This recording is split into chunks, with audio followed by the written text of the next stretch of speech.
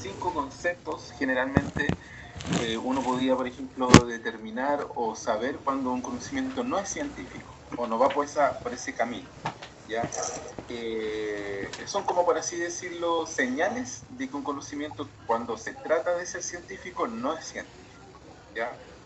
El primero de ellos es el de intuición, y aquí hay como ejemplos de frases que podría determinarse como intuición. Desactiven los micrófonos las que tengan encendido para que no se escuche ruido ambiente. ¿Ya? Intuición es, por ejemplo, cuando ahí dice la frase se me ocurre que, o creo que, mi intuición, mi guata dice esto. No, eso no es algo empírico, es algo solamente una corazonada, una idea que se ocurrió, es porque a mí me pasó antes, que por ejemplo a mí que me haya pasado algo antes no significa que va a ser siempre así, o que se va a extrapolar a otra persona la misma situación, etc.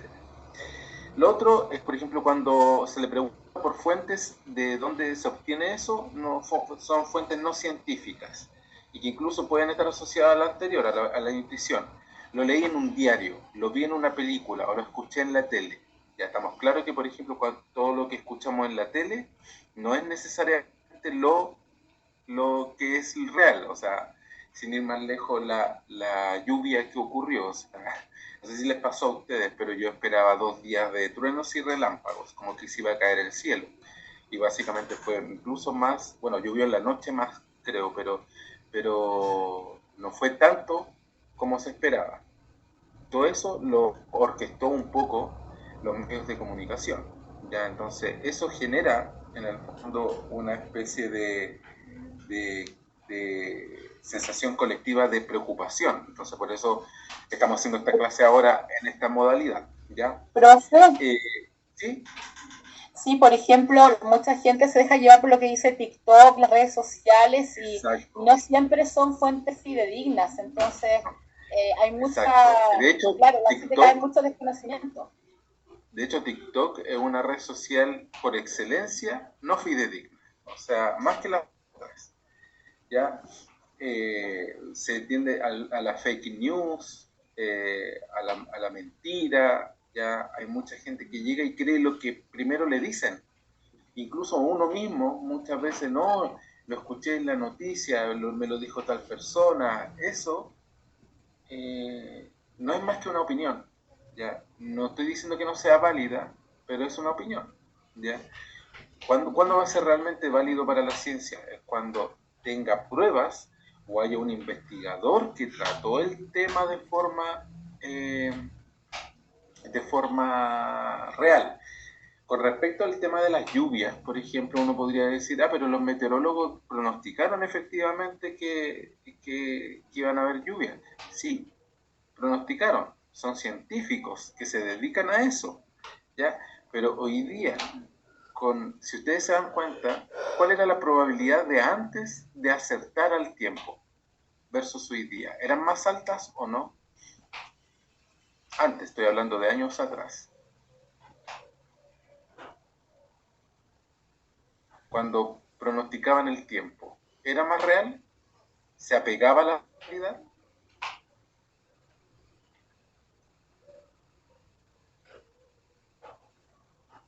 ¿Sí o Se no? supone que no, pues, no debería ser. O Se sea, supone, antes se apegaba más a la realidad. O sea, antes decía, va a llover tal día, a tal hora, en esta cantidad de millones, y generalmente rondaba ese margen. ¿Ya? Hoy en día es más poco probable acertar, a pesar de que sean ciencia, y eso ocurre por el cambio climático, básicamente. O sea, el cambio climático hace que ya que las situaciones y las inclemencias naturales no se puedan predecir como se predecían antes. ¿Ya? Entonces, hasta la misma ciencia está en jaque en ese sentido. La otra, el otro, por así decirlo, conocimientos científicos son los prejuicios, no científicos, perdón. En todas partes igual, son todos cortados con la misma tijera. Estoy seguro de que esto es cierto. Es como, es un prejuicio, porque el prejuicio se basa en lo que escuché o incluso en lo que me ocurrió a mí. Pero lo que me ocurre a mí o a ustedes no significa que sea ley para todos, ¿ya? De hecho, la ciencia habla de que cuando le ocurre a una persona, no es suficiente que a una persona le ocurra para demostrar algo. Para eso tiene que haber un grupo de personas significativos de acuerdo a la problemática, para demostrar que finalmente esa es la probabilidad. Es más, la medicina, todos los medicamentos de la medicina, se han dado cuenta que las toallitas de limpieza de alcohol o los spray que desinfectan ambiente, dicen mata el 99,9% de las bacterias. ¿Se han dado cuenta de ese eslogan? O incluso aparece escrito ese eslogan. ¿Por qué no dice el 100%? Porque no es exacto. No es exacto, la ciencia es así. La ciencia siempre tiene que tener un margen de error. Ya, una medicina nunca es 100% efectiva, nunca, porque va a depender del cuerpo al que se administra una medicina, y va a depender de aspectos contextuales, ambientales, climáticos, lo que sea, ¿ya? Todo, ni la medicina se atreve a dar certeza de ciertas cosas, nada es 100% cierto. Por eso la medicina y la ciencia en general, sociales y más exactas, siempre hablamos de probabilidades de que ocurra algo. Los meteorólogos no hablan de que va a ser así con certeza, sino que hablan de probabilidades de lluvia, probabilidades de nevazón, probabilidades de todo eso. Por eso, generalmente, porque no existe un conocimiento a la perfección que demuestre ciertas cosas, ¿ya? Otro, por así decirlo, para darse cuenta cuando un conocimiento no es científico, es, por ejemplo, cuando falta de método. ¿Cómo lo supiste? ¿Cómo lo supiste? No, en la calle, ahí la gente en la calle lo dice. Es que eso no es suficiente. ¿Cómo lo dice? ¿Bajo qué términos lo dice? Hay que indagar. Siempre ocuparse de entender cuál es el método más exacto y más serio para poder determinar la fuente. Y la extrapolación a la experiencia personal, esa es la más común. Y eso está relacionado con el prejuicio y un montón de otros factores. Nuestros entrevistados están de acuerdo en que si a mí me ocurre a todas las personas.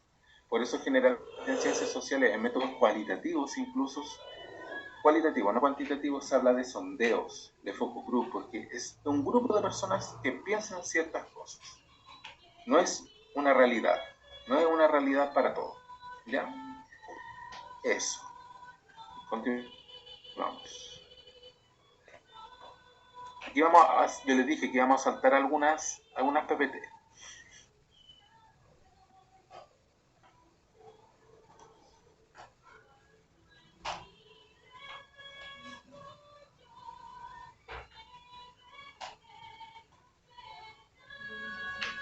No, aquí, todo esto son preguntas más epistemológicas.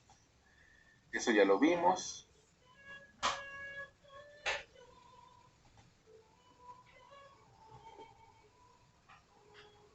Ya.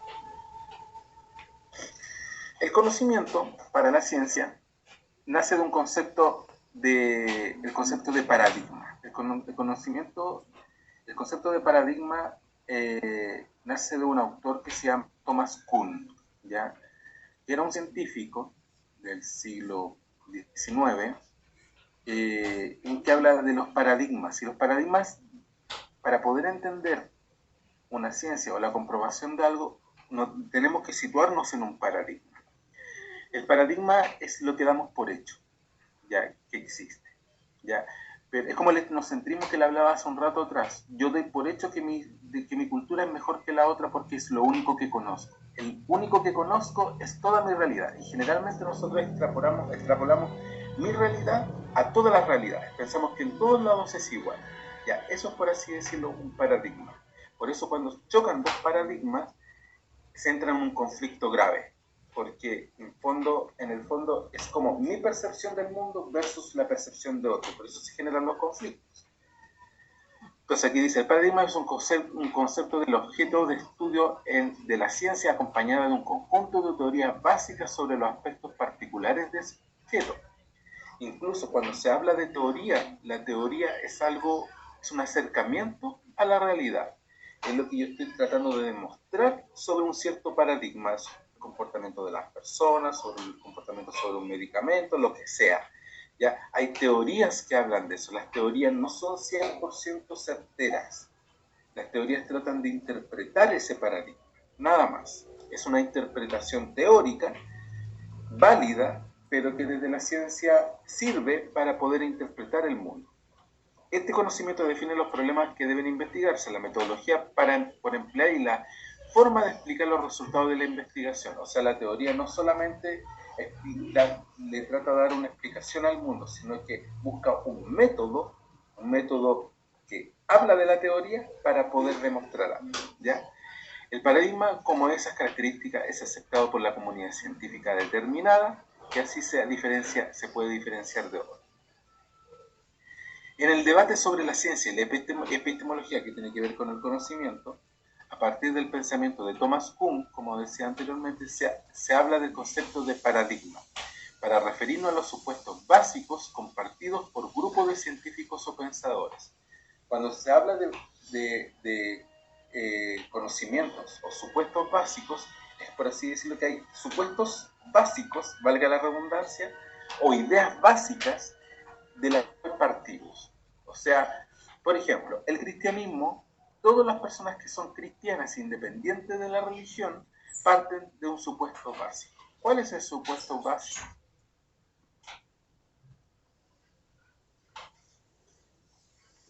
¿Cuál es el denominador común entre, por ejemplo, el catolicismo, los evangélicos, los testigos de Jehová, todas las religiones del cristianismo? ¿Cuál es el supuesto básico? La creencia en Dios. La creencia en Dios, de que existe un solo Dios. Sí. ¿Ya? Y ahí se va a ir diversificando de acuerdo a la religión, qué tan estricto o qué tan laxo o flexible que puedo hacer con esa creencia. ¿Ya? Porque, por ejemplo, algunas religiones, la Madre de Dios, la Virgen, como se le denomina, es válido para algunas religiones y no es tan válido para otras religiones. ¿Ya? Entonces, todas las creencias parten de supuestos básicos, como de una raíz, ¿ya? Y por eso, generalmente, ese tipo de creencias o ese tipo de paradigmas no entran tanto en conflicto, o entran en conflicto en situaciones menores, ya que no tienen que ver, pueden convivir, pero cuando se enfrentan dos paradigmas totalmente distintos, como por ejemplo el paradigma milenario, el de la religión con la ciencia, son paradigmas opuestos. ¿Por qué? Porque la religión fundamenta el conocimiento todo en función a la creencia extraterrenal de un ser. Y digo extraterrenal o metafísica, ahí está, ese es el concepto, o una creencia metafísica, o sea, que va más allá del aspecto físico, del aspecto empírico, versus la ciencia, que busca el conocimiento dentro de los aspectos empíricos o dentro de los aspectos físicos. O sea, compruébame que existe cualquier cosa, no sé, cualquier cosa, pero la ciencia lo va a comprobar desde lo que tiene, de las cosas prácticas, de lo tangible, de lo que existe en la realidad. Y la sociedad existe, entonces yo puedo hablar de las creencias, de la política, de la religión, porque puedo demostrar que existe. En cambio, la teología, la creencia en Dios, basan su experiencia en una creencia subjetiva y compartida por ciertas culturas, ¿ya? Los autores señalan, un paradigma es una estructura conceptual de creencias metodológicas y teorías entrelazadas que abren un campo de visión de una comunidad científica específica, formando su concepción del mundo o cosmovisión del mundo a la vez que la construye como tal. Es como mi verdad, Un paradigma es la verdad compartida de distintas personas. Porque, por ejemplo, nosotros, el método científico o la ciencia es un paradigma. Y uno podría decir, ¿es válido? Es válido, pero también puede ser no válido. ¿Pero qué lo hace válido? Que ha avanzado gracias a la ciencia, se ha avanzado gracias a la ciencia. Se han recuperado vidas gracias a la ciencia, se ha sanado ciertas enfermedades gracias a la ciencia, ha logrado resultados en términos prácticos. Dentro de la ciencia y dentro del método hay distintos fundamentos epistemológicos, filosóficos, de donde hacen estos paradigmas. Y aquí hay 3 tipos de paradigmas. Y aquí vamos llegando ya, vamos aterrizando a los métodos cuantitativos, ¿ya? Existe un paradigma explicativo o positivista. ¿Se acuerdan del positivismo que lo vimos en métodos cualitativos muy a la pasada? ¿Se acuerdan, no? ¿Se acuerdan del positivismo? No de ser positivo y alegre, sino de como corriente sociológica. El positivismo es empírico por naturaleza, es analítico, trata de predecir y controlar cosas. O sea, cuando digo predecir, es lo que le decía anteriormente hace un rato atrás. Yo predigo a través de una encuesta cómo se va a comportar la población, no sé, en 2 años más, en 1 año más, en 1 mes más, etc. Controlo las variables. Yo sé que si yo pongo un grupo de personas en un sector se van a comportar de determinadas formas. Eso es empírico, porque yo estoy analizando el comportamiento de la población, ¿ya? También existe un paradigma dentro de las ciencias sociales, comprensivo, interpretativo o hermenéutico, que es un paradigma mucho más histórico, donde se trata de ubicar y orientar históricamente los sucesos que ocurren. Por ejemplo, si yo quiero descifrar cómo los egipcios se comunicaban en términos intelectuales, yo tengo que recurrir al idioma, al lugar, tengo que recurrir a la forma de interpretar. Eso es la hermenéutica, como yo interpreto el mundo desde otra cultura, ¿ya? Y lo sociocrítico. Es la dialéctica, ¿sí? Lo dialéctico. Exacto. O sea, lo dialéctico tiene que ver con, dentro de la rama de la epistemología o del marxismo incluso, tiene que ver con que un camino me va llevando a otro y el conocimiento nunca acaba, ¿ya? Pero la hermenéutica tiene que ver con aspectos históricos, como que yo veo, es como los arqueólogos trabajan mucho, o los antropólogos trabajan mucho con la hermenéutica, porque buscan vestigios de cómo fue la sociedad antiguamente, cuando no hay vestigios, cuando las bibliotecas se quemaban antiguamente y no hay rastros de cómo, por ejemplo, lograron construir la pirámide maya, de ser terraplanista, o que los ovnis lo construyeron, maya, de demostrar cómo interpretaban el mundo otras culturas que ya no existen, ¿ya? Eso trata la hermenéutica. Y el paradigma sociocrítico tiene la visión de la forma de interpretar los conflictos, ¿ya? Por ejemplo, el marxismo como corriente sociológica es un paradigma sociocrítico. ¿Por qué? Porque yo hago una crítica social a lo establecido. Es como que yo critico el paradigma al que pertenezco, pero desde sus raíces, ¿ya? ¿Y qué logro? ¿Qué logro a través del paradigma sociocrítico? Emancipar, independizar, movilizar a la población, ¿ya? Eso es lo que logra finalmente.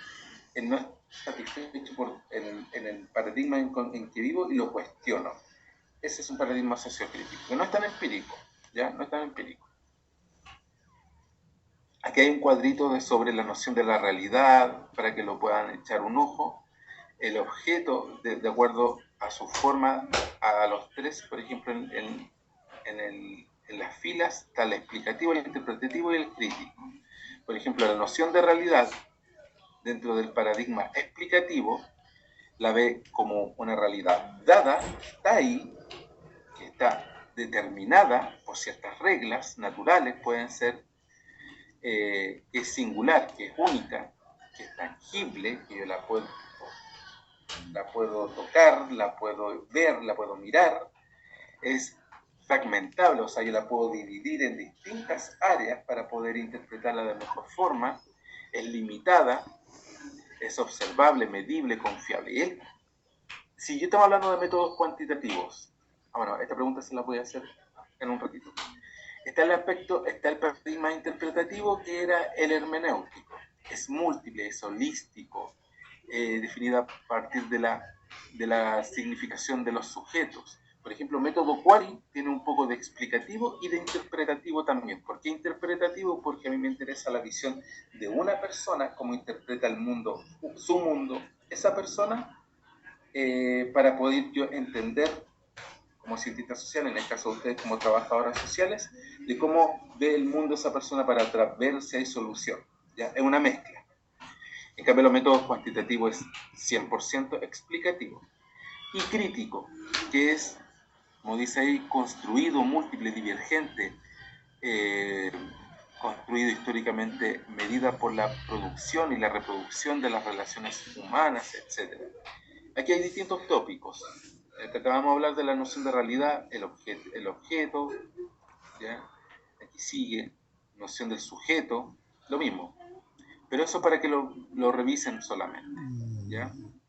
Este taller no lo vamos a realizar hoy día, vamos a hacer algunos cambios, pero lo vamos a ver mañana. Mañana probablemente haya clases presenciales, ¿ya? A mí no me han dicho nada de que siga siendo online porque ya no está lloviendo, así que probablemente sea presencial. Vamos a empezar a ver inmediatamente la siguiente PPT, pero al principio nomás, para darle una introducción. En un segundo que la cago. Y que vamos a continuar de ver mañana. Ya, esa PPT que acabamos de ver,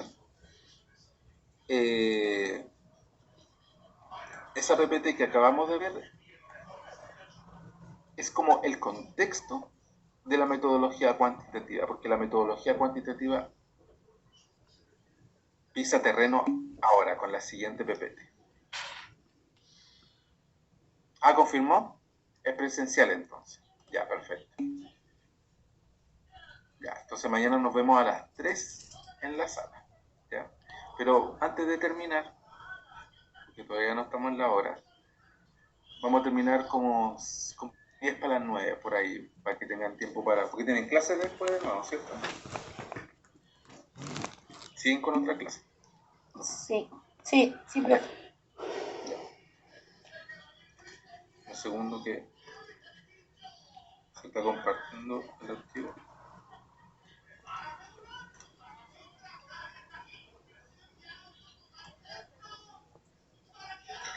Esta PPT yo ya la envié, por si acaso, la envié en la tarde, hace un rato más.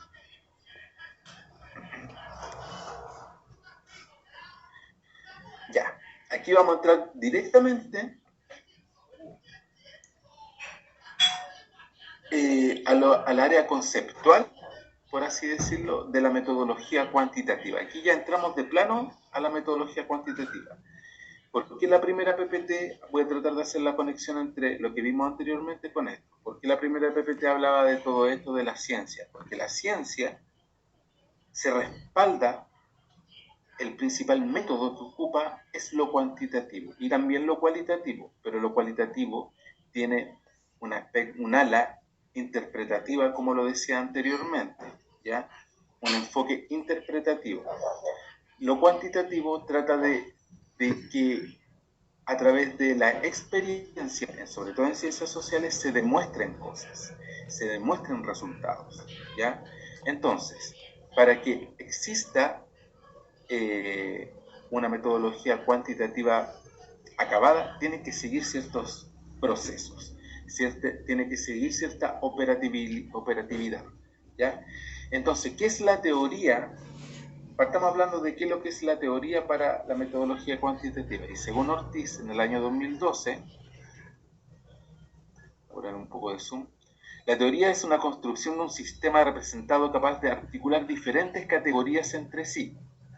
De hecho, como yo les decía anteriormente, cuando hablábamos de paradigma es un concepto más amplio que teoría, ¿ya? Porque teoría es una visión empírica o teórica, una visión empírica dentro de los métodos cuantitativos para interpretar el mundo, ¿ya?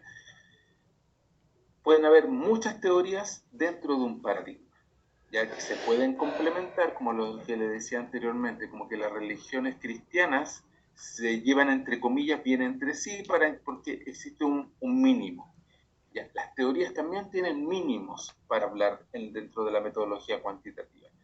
Entonces, la teoría es una construcción de un sistema de representación capaz de articular diferentes categorías entre sí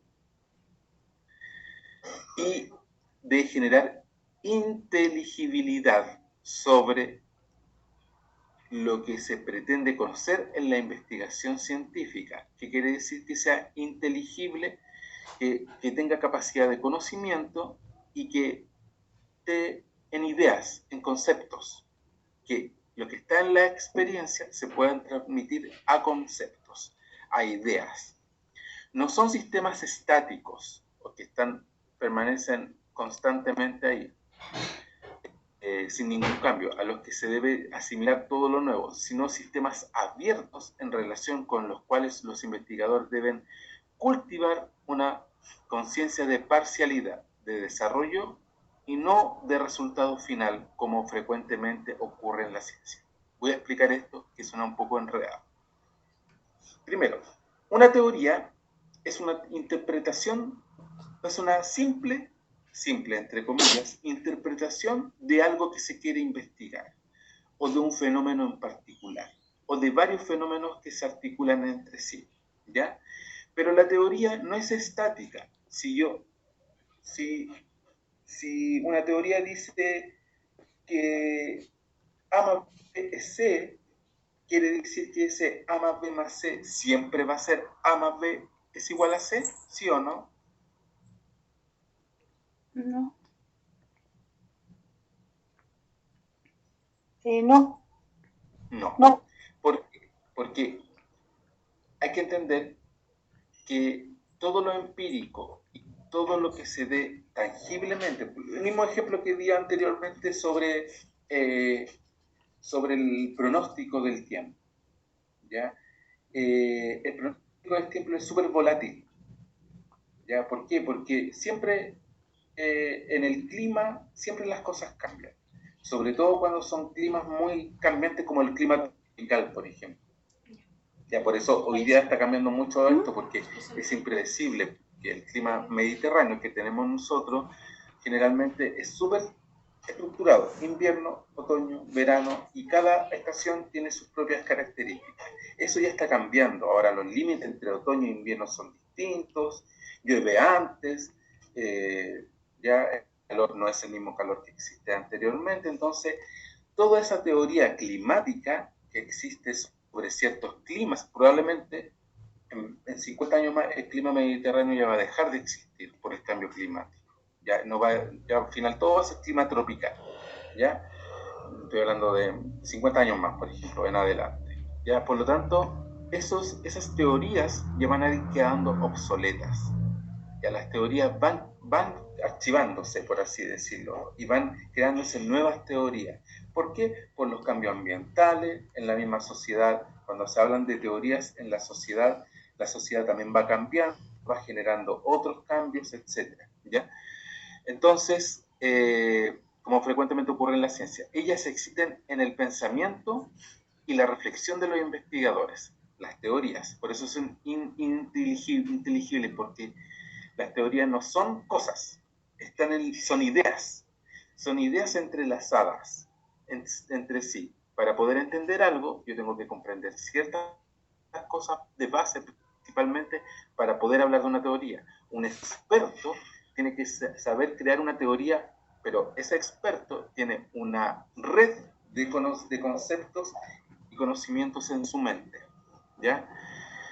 Sin lo cual, ¿sí? ¿No sería, como dice usted, una teoría, sería basada en un paradigma en este caso? Porque si se está hablando de las ideas, ¿el paradigma serían las ideas? Sí. Los paradigmas, las teorías, se sustentan en paradigmas. Porque un paradigma puede tener muchas teorías, ¿ya? Muchas interpretaciones del mundo. Por eso en ciencias sociales, por ejemplo, no sé, en teorías del aprendizaje existe la teoría de Piaget, está la teoría de, ¿cómo se llama? ¿Cómo se llama el autor?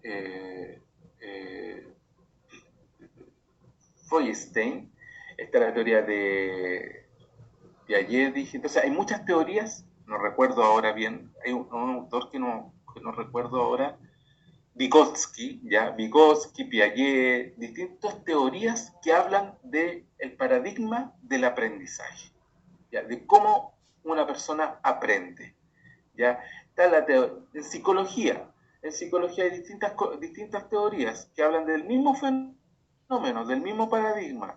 La teoría conductista, la teoría psicoanalítica, la teoría psicoanalítica conductista también. A la vez, ya hay distintas teorías, la teoría positivista de la psicología, ya. Entonces hay distintas formas de interpretar el pensamiento. Esas son teorías, ya. Y ahí uno ve cuál es más válida que la otra, ya. Entonces no es estático, una teoría nunca se mantiene en el tiempo, ya. Aquí, por ejemplo, esto es un ejemplo de posturas sociológicas de distintas teorías. Por ejemplo, existe la teoría